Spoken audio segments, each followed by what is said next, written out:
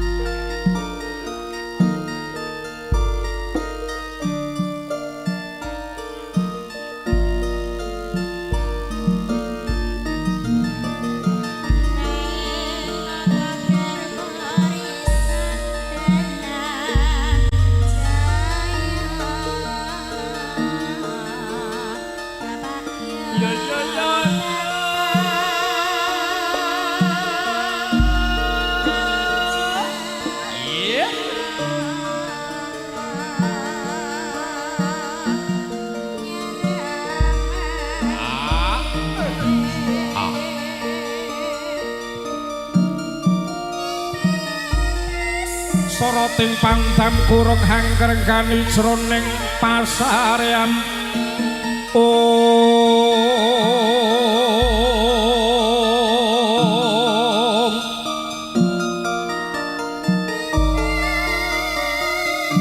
Wis tinar buka saking sasana panti busana. Ya sasana kang kaharan sasana tepas wangi. Tepas ingkang sampun hangarani panggonan. Wangi aroma ngambar gandane ing bumi tekaning delahan.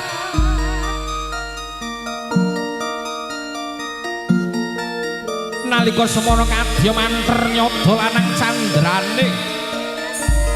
Yen Cinandra kadya cemplorote Sang Hyang Bagaskara ngejawampah tumurun ing arja padha anyareng cemplorote suryane Sri Atmojo punang pinanganten putri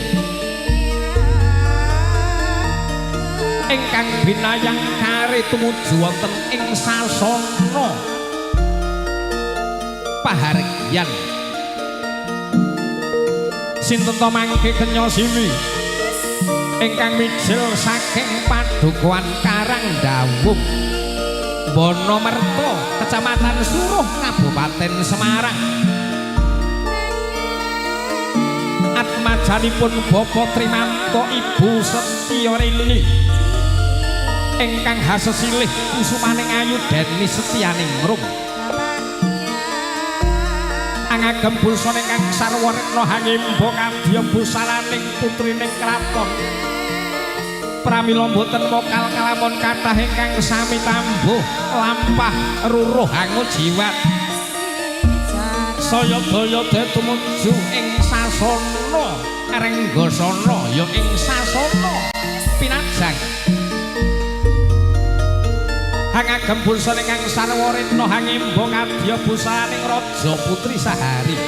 Pating kalebyan pating pancuran lamun kasorot sinaring pandam kurung ingkang hangkrenggani sasana adi. Paniyaya Kartika asile prenaga gelung malang rining goncen-oncen sekar malati cunduk sekar kandil. Senajan lononan jroning lumangsana wis dupi ungganing kang sinedya ya ing damparining rega.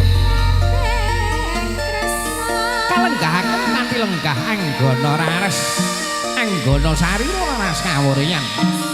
Kang ateges lenggah piyambanang cram laksitaning Hadicara.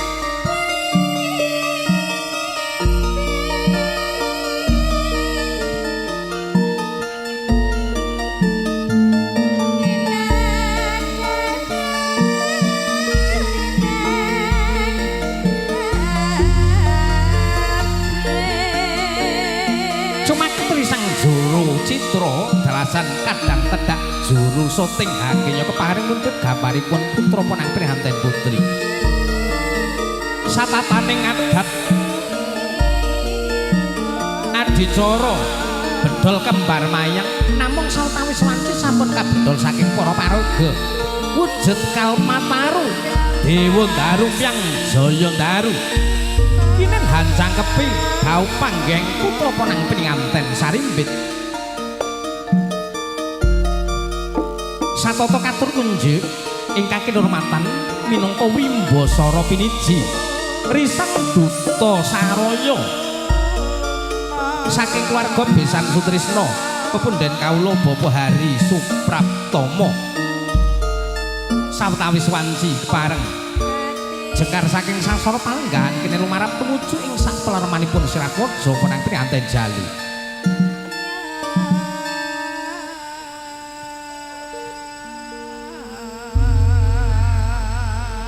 lulus laharja putra ponang prihanten putri kalenggahaken ing dampari nengga sarehning wujud sekar ponco adi dewa daru yang jaya daru sampun kepareng kabedol katur kunjuk Wimbasara piniji minangka risang duta saraya hakenya kepareng amasrahaken swanipun putra ponang prihanten Jalu saking Besan Sutrisno ingkang kinurmatan pepunden kawula Bapak Hari Supraptomo mugi pinaring hantika jengkar saking sasana palenggahan kene lumarap tumuju wonten ing sasana Pracima Mayang Arum kinen kepareng hanjaraken swanipun Sirat Mojo ponang prihanten Jalu lumarap tumuju wonten ing sasana pahargyan ugi katur kunjuk minangka sesulih raga saking pamengko gati hakenya kepareng anampi atur pamasraning putra ponang prihanten Jalu ingkang kinurmatan pepunden kawula Ki Haji Joko Sunarno ingkang samangkih jamanipun kinapit Bapa Suwarna kaliyan Bapa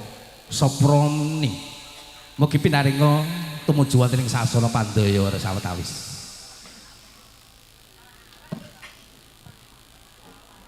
hambok menawi sampun samekta ing gati sawegeng dipun rahayu sedya kasumanggahaken katur kunjuk para paraga ing ngayun ingkang sampun kita aturaken kawis tinggal donya lumaksana para paraga tansah meminta nugrahaning Gusti ingkang Maha Kawasa ing mugi tansah hanyalunga ing kawilujengan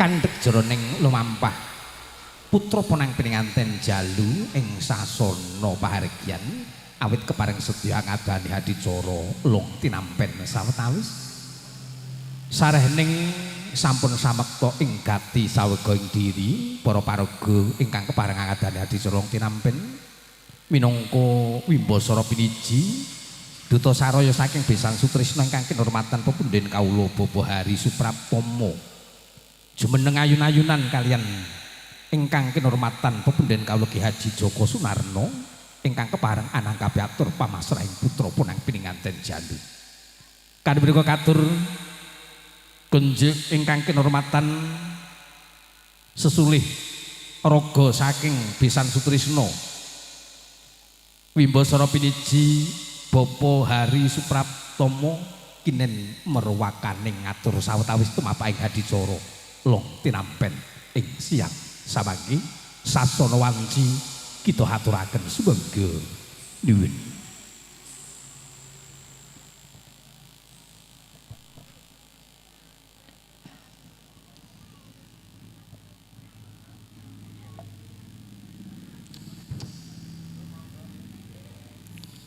Assalamualaikum warahmatullahi wabarakatuh.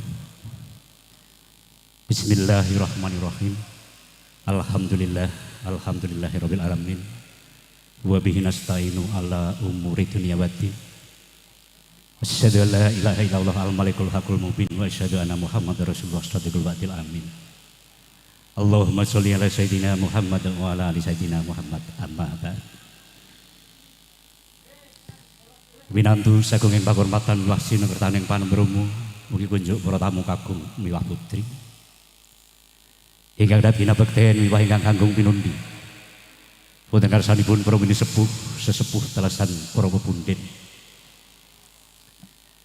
wonten karsanipun para kiai para alim miwah para ulama Nirpindha Kartika ing antariksa ingkang tansah asung pititah dumateng para pititah marang kiblat ing manembah ingkang guring budi.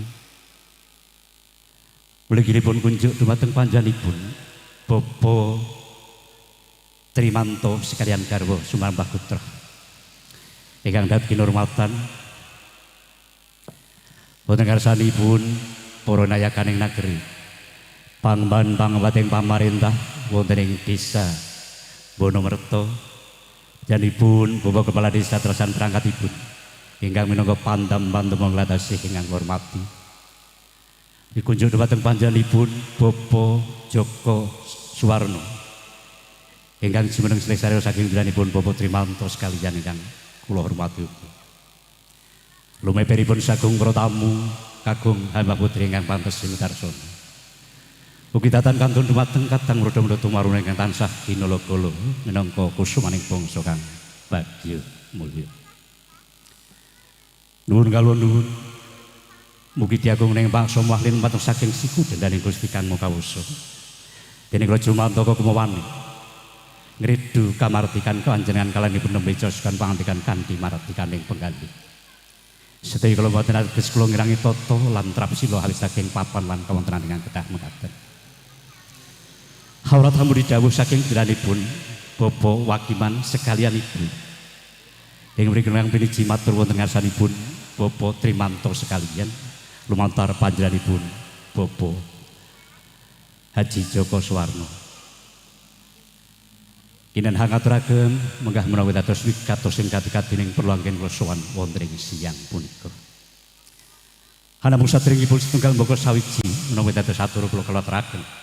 Langkung rumiyin semoga wonten keparengipun panjenengan sawetawis kula dherekaken. Manunggu puja wonten ngarsa dalem Allah Subhanahu wa taala ingkang minangka sumbergung sumbering sedaya sumber ingkang hanya beri panggesangan kula lan panjenengan sedaya kula mrajinani kula lan panjenengan sadaya tasih pinaringan wekdal piran kesempatan saged silaturahmi wonten dalemipun Putri Trimanto kanthi kawijengan tebing sandika. Shalawat dan salam kita tansah kunjuk wonten ngarsa junjungan kita Nabi Nabi Agung Muhammad sallallahu alaihi wasallam. Ingkang tansah kita suni syafaatipun sewu wonten alam tunjang langkung minjang wonten yaumul akhir. Mugi-mugi kula panjenengan samangke saestu katat menawi dados golongan umatipun ingkang pinaringan syafaatul utma. Amin. Allahumma amin. Sinawung raos syukur ing ajeng lumantar pribadi kula ingkang sepisan dinanipun Bapak Wakiman ngaturaken salam taklimipun mugi atur panjenenganipun Bapak Trimanto sekalian. Kanthi wasilah hatur assalamualaikum warahmatullahi wabarakatuh. Dhumateng panjenenganipun Bapak Haji Joko Suwarno ingkang jumeneng silih-sarianipun mugi samangke salam taklim katut. Jangkep atur ingkang angga kalih. Wonten ing dinten kawrusurya kapengratawasipun Bapak Wakiman sekalian sinatan Bapak Trimanto sekalian. Panjenenganipun anggadhahi niat ngempalaken balung apisah ngraketaken daging arenggang kanthi cara hanjodaken putra miwah putrinipun. Ingkang hasesilih pun Bagus Muhammad Mahfud Rohman kalian pun Roro Ayu Denis Setia Ningrum. Kula gumilih rembag nunggilaken cipta rasa budi lan karsanipun. Satemah wonten ing dinten pinilih hari piniji kari kalenggan punika putra kekalih Wini Sudut. Pramila kula wadalu kirang langkung wanci jam 8 wekdal iring kileng. Panjenenganipun Bapak Wakiman sekalian sampun kepareng ngintunaken sekar kodhop sasle ingkang harupi calon putra pengantin kakung ingkang namapun Bagus Muhammad Mahfud Rohman. Kinandenan panyuwun mugi ingkang sekar ingkang nepi sasle kala wau dados satunggal judu kalian putra putri panjenenganipun Bapak Trimanto ingkang hasilipun Roro Ayu Denis Setia Ningrum. Ngaturaken agunging panuwun ingkang tanpa pepindhan milah muji syukur wonten ngarsa dalem Allah Subhanahu wa taala. Inggih panyuwunipun Bapak Wakiman sekalian sampun dipun udaneni saking danipun Bapak Trimanto kirang langkung wanci tabuh sanga enjang kala wau putra kekalih sampun kasembadan hanepi pacara wiwaha agama kaijab kabulaken miturut sata taning agami ingkang rinasuk miwah pranataning pamarentah. Wonten ing samangke ing bawah samudayanipun ingkang magepokan kalian upacara ning dhahub putra pengantin kekalih sampun satata samekta kanthi ngucap bismillahirrahmanirrahim. Putra pengantin jalupun Bagus Muhammad Mahfud Rohman kula pasrahaken mugi tinampi kanthi suka renaning penggalih kadhaupna miturut adat widhi-widhone ingkang sinengker wonten ing tubuh Kalandawung Bonomerto Kabupaten Semarang. Bebasan sawergung asesirah janmo monggo burung kaleksananing sedaya. Wonten atur kelajenganipun sawanipun Bapak Wakiman sekalian siang menika mboten saged ngaturi punapa-punapa hanmung hambeta wadya bala ingkang semanten kathahipun. Sedaya kula tentu handamel jingak saha handamel repotipun Bapak Trimanto sekalian telasan pepundhen ing mriki. Ing bilih samutayanipun wonten samukawis ingkang kalem damel renaning penggalih. Lumantar pribadi kula ingkang nyuwunaken pangapunten. Dene atur kelajenganipun Adreng panyuwun saking dalanipun Bapak Wakiman sekalian dumateng dalanipun Bapak Trimanto. Ing bilih samangke putra kekalih cumandha wonten ing mriki. Mliginipun Tole Muhammad Mahfud Rohman. Mugi kepareng panjenenganipun Bapak Trimanto sekalian derasan prapundhen. Paring sesuluh saha piwucal dumateng putra kekalih. Murih saged nyatangi paitane bebrayan agung ngantos dumugi ngisi ing samudraning kapagyan. Saged sebut ingkang jinangka Basuki ingkang KST. Dene panyumuran ingkang angka kalih. Wonten ing dinten Kamis Surya kaping 21 wanci tabuh setunggal wekdal iring kilen. Kasuwun janipun Bapak Trimanto sekalian hanglarapaken risang pinanganten sarimbit tumuju wonten dalemipun Bapak Wakiman sekalian ing dukuh Kedukan Desa Kligo, Kecamatan Kligo, wewengkon Boyolali tersenyum. Saperlu badhe kaseksekaken mbah kasuwunaken tambahing donga pangestu dumateng para pepundhen lan pilih sepuh ing dukuh Kedukan. Kunjur dumateng panjenenganipun Bapak Trimanto lumantar panjenenganipun Bapak Haji Joko Suwarno. Ibu bilih samangke wiwahan siang menika sampun paripurna ateges sampun purna ugi menawi dados sesanggeman kawula Pramila keparenga kula saruang medal saking Pasilan nyuwun pamit. Amung tambahin donga pangestu panjenengan ingkang kula candhi mugi tansah mayungi lampah kula saking mriki ngantos dumugi griya kula ing kedhoan. Ka suwang-suwang tansah mangyo kayuwanan. Mekaten ingkang saged kula aturaken minangka silih sarya saking panjenenganipun Bapak Wakiman sekalian inggih ngrumaosi hanamung titah sawantah jalma walaka awit saking cupling pangertosan saha kirang ing setrapan ing reh basa tuan sastra dumateng para winasis sedaya kula handamel anggen kula matur sasar susur tanpa arah pramila kawula namung saged matur mantring cahya rawi sumirat hambring kaswah yaning mangsa kala hambirat lelimut lan pedhut hambabar puninging aksum nyuwun pangapunten sedaya kalepatan kula pinutup ngatur billahi taufiq wal hidayah wassalamualaikum warahmatullahi wabarakatuh. Waalaikumsalam warahmatullahi wabarakatuh. Wijang wijile pantikan Wimbasara piniji saking besan Sutrisna ingkang kinurmatan pepundhen kawula Bapak Hari Supraptomo paripurna hangginya kemareng hamasrahaken pisuwanipun Sirat Maja penang priyanten Jalu dadi nampen saking pamengko gati wonten ingkang kemareng hanyalira minangka pamong hamicara piniji ingkang kinurmatan pepundhen kawula Ki Haji Joko Sunarno hambok menawi sampun samekta ing dadi sawetara ing diri murih rahayuning sedya sasarawara kita aturaken sumangga nuwun.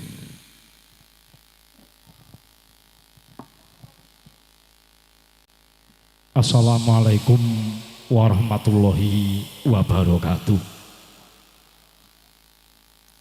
Salam Om Swastiastu, Namo Buddhaya, salam kebajikan rahayu. Katentreman kawilujengan bagas kewarasan mugi tansah kajiwa kasalira ing ngarsa handika sagunging para tamu kakung Sunawa Putri langkung-langkung kadang pisan kinasih Bapak Wakiman sakutrah ingkang dahat Panca Silarjo ing budi. Saderengipun kawula matur semung kesarengan kula dherekaken ngunjukaken raos syukur wonten ngarsa dalem Allah Subhanahu wa taala ingkang Maha Rahman saha Rahim. Bihaulina alhamdulillahirabbil alamin dene wekdal ndungkap sonten menika kula panjenengan sedaya saged silaturahim wonten pidalemipun Sohibul Hajat Bapak Trimanto sak kulawarga. Sholawat jo salam tansah kunjuk dumateng jeng Rasul pamungkas Nabi Agung Muhammad sallallahu alaihi wasallam ingkang tansah kita tenggo-tenggo syafaatipun binjang ing dinten yaumil akhir. Para tamu kang sumana putri langkung-langkung kadang pisan kinasih ingkang dat minul yang budi ingkang pisan kanthi salam taklim saking Bapak Wakiman kawula menunggu sesulih saking Bapak Trimanto kanthi atur waalaikumsalam warahmatullahi wabarakatuh. So kanthi kawiwitan nyebut asmaning Gusti ingkang Maha Rahman Maha Rahim. Bismillahirrahmanirrahim. Alhamdulillahirabbil alamin. Atur pangandika pasrah saking duta pangarsa ingkang piniji kawula tampi so lan ing manggih temanten sarimpit enggal badhe kapanggihaken miturut adat widi-widana ingkang lumampah wonten ing padukuhan Karangdawung so kanthi berkah donga pangestu panjenengan sedaya mugi-mugi anak kula temanten kekalih manggih sageta manggih keluarga ingkang bagya mulya ayem tentrem dadosa keluarga ingkang sakinah mawaddah warahmah maslahah fidini fid dunya wal akhirah ingkang salajengipun ing benjang dinten ingkang sampun piniji fa insyaallah putra temanten kekalih badhe kasowanaken wonten dalem kedukan Klego Boyolali ingkang sapuluh kasuwunaken berkah pangestu dumateng sanak kadang tangga tepare warga ageng ing kedukan mugi tansah manggiya bagya mulya suka basuki rahayu ingkang den mujumbe ingkang ginayuh sembote ingkang centya basuki ingkang tansah kahesti.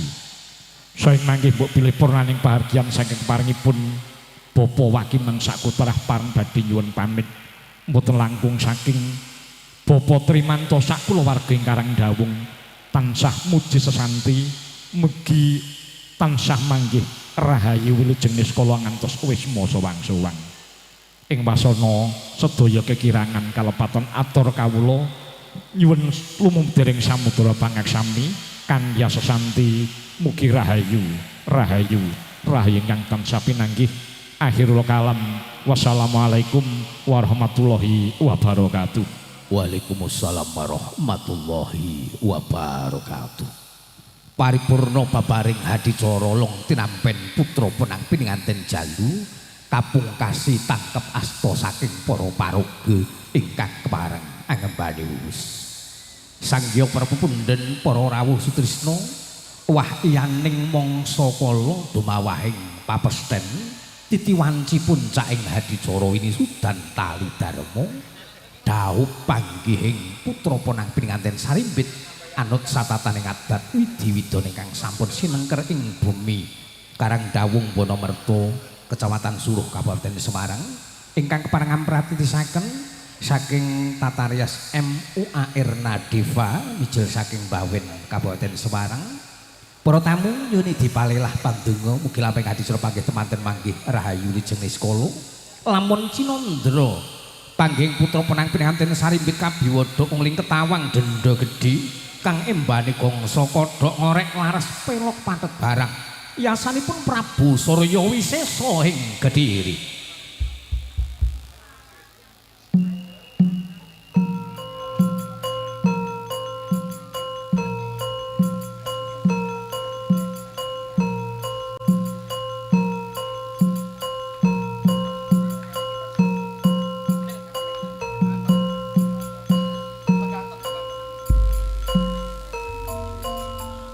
Bismillahirrahmanirrahim.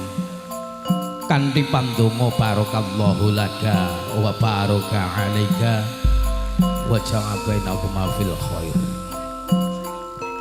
Mugi rahmating Gusti kang murbeng dumadi sumandha mring Siratmaja Penang Pininganten Sarimbit ingkang bangkit manunggalaken cipta ngancik madyaning bebrayan agung ngadani adicara panggih. Sasampunipun kepareng hambalang gantalan ring gagonenganing manah putra penang pininganten jalu kepareng pecahan tiga kanthi pecahan tiga biar kapisanan pilucaling para winasis ing mugi hanggenya kepareng murwani palakrama Siratmaja Penang Pininganten Sarimbit saged uwal saking cengkermanipun tiyang sepuh kekalih ateges saged mandhiring pribadi. Sukunira Siratmaja Penang Pininganten jalu ini Jantaya Purwita Sari kang tinadahan Kendhaga Mulya kang isine tripuspita warna sekar kanthil sekar melati sekar mawar sekar kanthil awit kadya kumantening katresnane Siratmaja Penang Pininganten putri sekar melati awit kadya saking kedaling lati Siratmaja Penang Pininganten jalu sekar mawar arum ngambar gandane ing bumi tekaning delahan. Sasampunipun paripurna hanggenya kepareng angadani hadicara panggih Siratmaja Penang Pininganten Sarimbit kepareng jejer renggang gula kemepyar pulut kinen kepareng sinenggepan sindur ingkang warna rekta kalawan seta dening Kang Rama nuli kaboyong saking sasana panggih tumuju ing palenggahani raya ing sasana Badrayasa. Rinangkul kinempit kempit dening Kang Rama dalasan ibu menyala maksana tansah tinuntun marang margi kang utama. Wani tumindak bener lamun wedi tumindak kang nista.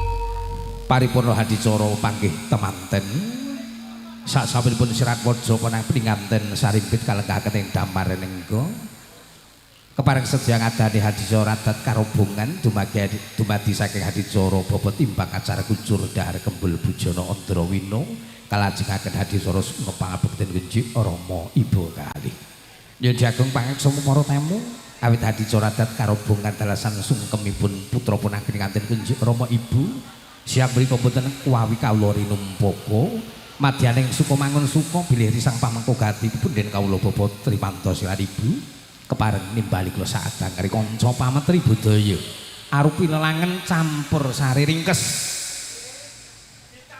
ingkang mijil saking laladan Blumbang Bantengan Karangedhi Sriwijaya Laras kakuaripun Ki Dalang Aris Wijayanto wonten adicara kerobongan dalasan adicara sungkap pangabekten Genji Ibu Jero Pangkrengga Busana mugi anggenipun ampratisaken ngantos paripurna kadang-kadang kula kinasih ingkang kepareng abiyantara kepareng atur panglipun kanca-kanca Sriwijaya Laras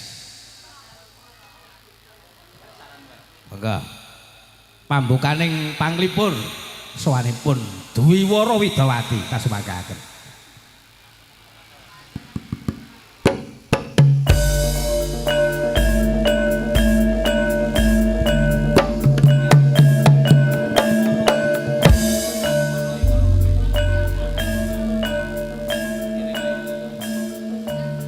Nuwun para tamu sutrisna kepareng parak sowan rikanca pametri budaya keluarga geng Sriwijaya Laras campur sari ringkes saking Blumbang Bantengan Karangedhi Kabupaten Boyolali manembur matur panglipur sawetawis rewen para tamu nuwuni dawuh saking paring sang pamengko gati pupunden kawula bapa trimanto jaibu ing laladan duka karang dawung bono merta ngadani adicara tasih karuni sudan tali darma panggih temanten Sriwijaya ngabiyantara sowan sinangkuyung sound system Andika nganti sowanipun Dwiwara Widawati kang kepareng sowan wonten ing siang menika saking laladan sawit Boyolali Mbak Tia monggo sumusul kadang kula saking Kontamadya Salatiga diajeng nindi monggo Dek Dinda cangkepi kadang-kadang Sriwijaya Laras atulangan pambuka sawetawis wonten ing siang menika pangaksama namung sebatas kula ingkang kepareng hamandu kadang-kadang Sriwijaya Laras kula pun surat dogel saking laladan Sendang Karangedhi Sriwijaya Laras sowan ingkang pun pangarsani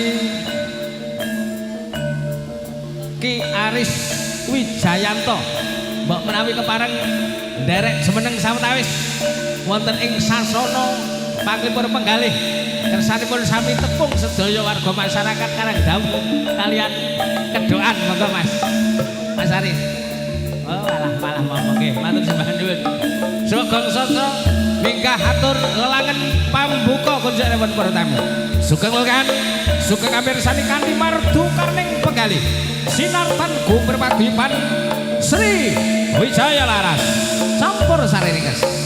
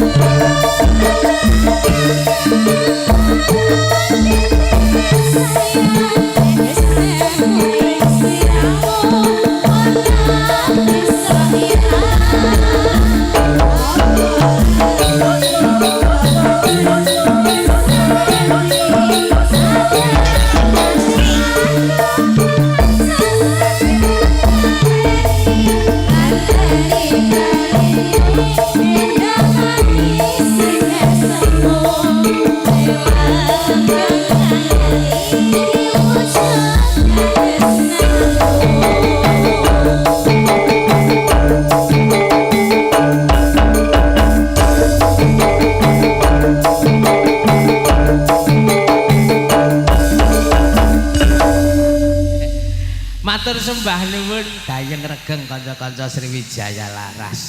Estu mugi dadosaken panglipur kunjuk rewun para tamu. Yen pangapunten mo wong ketemben bukaan nggih kersanipun enten mriki disoting. Nembe bukaan kon playu mriko-mriko nggih dereng pantes. Nah, lah nak bar niki mengke sajuga muka sawiji kanca-kanca Widawati nggih suwane mriko-mriko. Wong niku kersane enten aturanipun. Nah, dadi ora lek ndang dasdes-dasdes padake apa wae nyambut gawe lak nggih angke disoting niki kersane ketingal sae. Ayo Cah, bumpyake niki gandeng wis ditunggu para tamu. Tamunipun pamengko ganti wis mleber mriko ngasih wis ora amet panggonane. Dik Tia jumeneng Mas Gatot disepoti. Wis manut. Sepoti sing gampang wae.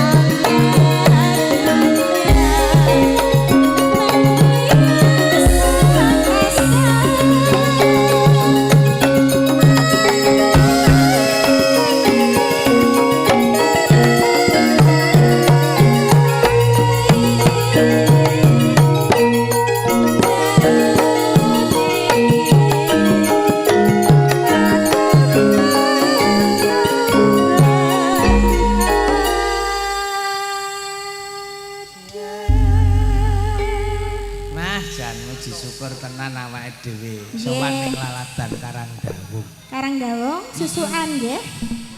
Suruh no. Oh Suruh. Mungkin iki melune kecamatane Suruh. Oh kecamatan Suruh. Semarang nggih. Nuwuni dawuh saking keluarga ageng Bapak Trimanto sak kluwangsa anggenipun ngadani adicara panggih temanten. Nggih, Mas. Matur nuwun kanca-kanca Andika Audio. Nggih.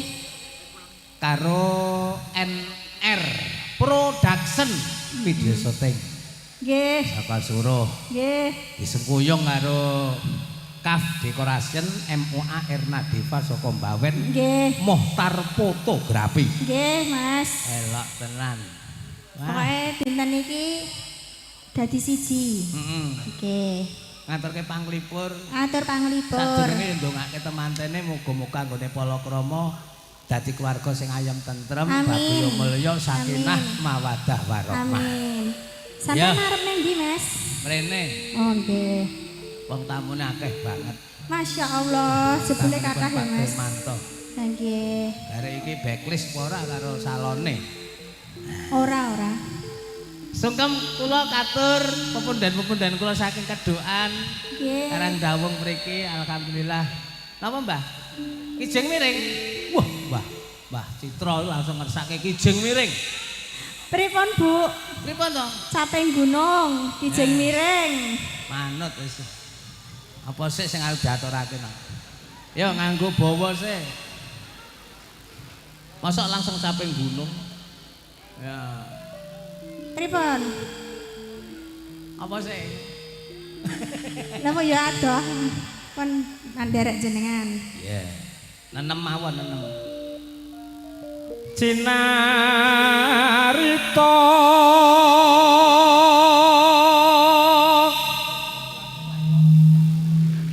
Lah ya. dek zaman kawuri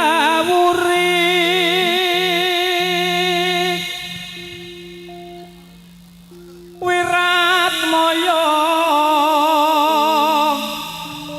ing laladan Tuban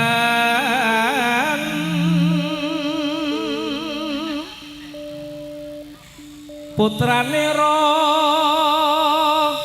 Suralawe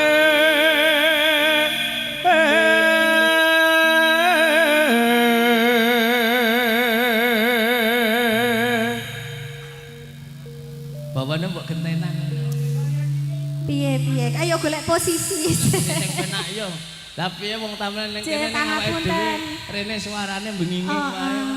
Golek posisi sik, Dek. Nak sing rono ketoke penak no. Lah ngapa? Ning pinggir Silir. dalan ya. Silir. Silir ning ati-ati. Nggak apa. Kesemplok ban truk malah bocor. Ya aja, ampun. kepacut nandang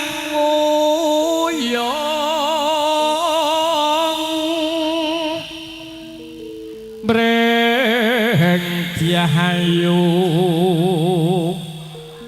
haran sri huning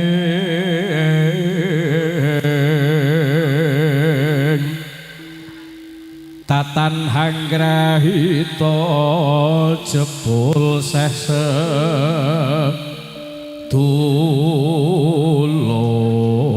dulur kacaritana prahara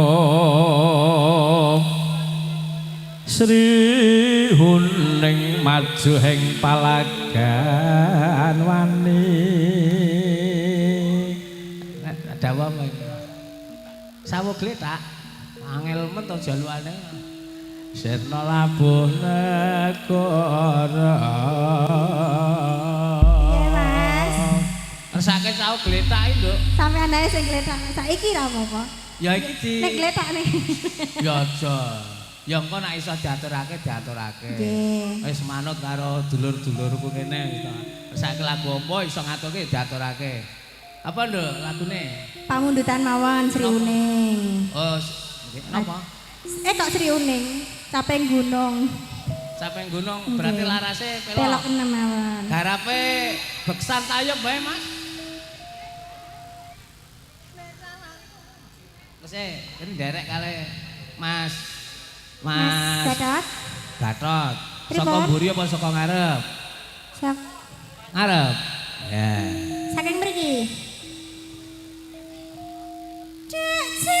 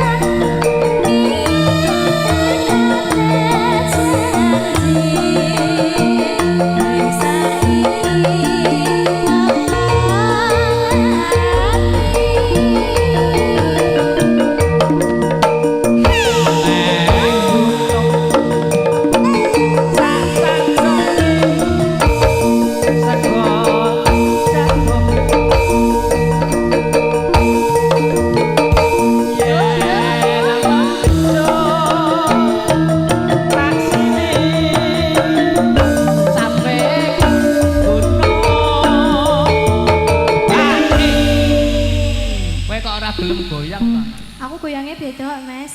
Piye to kok goyang Nek nek kene iki biasa. Oh. Aku tak duduhi sing luar biasa.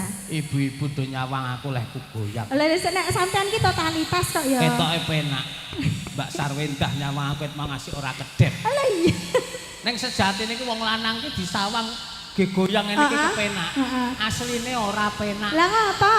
Wanger geobangane koyo nek sing iwu-iwui ya. Lah piye apa dilangi kok piye sing emoy-emoy. Hakim mau jel kocak terus ki. Sing penting siji. Apa? Ora ketong lho. Ora. Ora ta? Nak kaya kowe awakmu wong wedok penak entuk Lah goyang ngapa? model piye-piye penak kowe. Lah ngapa?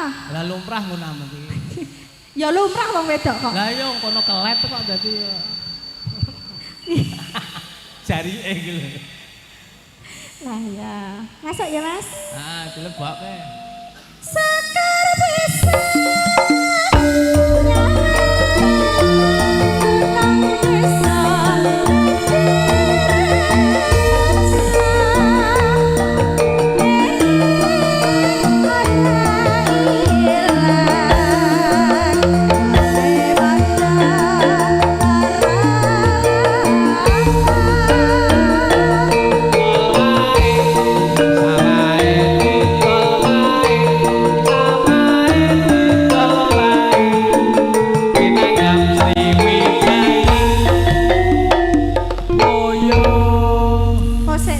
dhewe iki mau apa? Senggaan. Lah senggakane piye? Cakepane ora cetha. Piye to mau? Lah piye? Lali ya aku. Oh, ngono. Oke, sampun. Lah terus dawuh iki mau piye? Dik Tia. Dawuh niki wau. Ngersakaken apa ki request sawo gledak. Sawo gledak apa sawo gledak? Sawo, nak tulisane sawo gledak. Heeh. Ning asline kan sawo gledak. Wong ki kudu transparan. Nggih. Sawo gledak. Piro, Mas? Alah. 100.000, Mas. Heeh. Oh, lah ya. Sembodo 100.000 sawo gledak. Ijek nyicil 10.000. Injih. Pripun? Sawo gledak iso ngaturke ora? Dereng saged. Lah, sapa si Genduk. Genduk? Dinda? Ya ora iso. Belum. Sawo gletake diganti Pripun, Bu? apa, Kang? Perahu layar.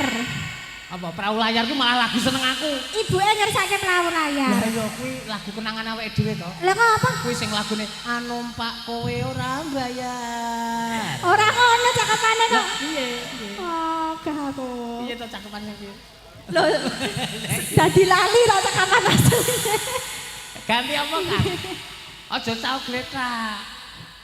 So nak nanggape komplitan wae. Nggih. Ayang-ayang. Ya, ayang-ayang. Kok diaturke ayang-ayang. Kok sing nyanyi juragane Sriwijaya. Nggih. Ya, ayang-ayang. Niki sampun.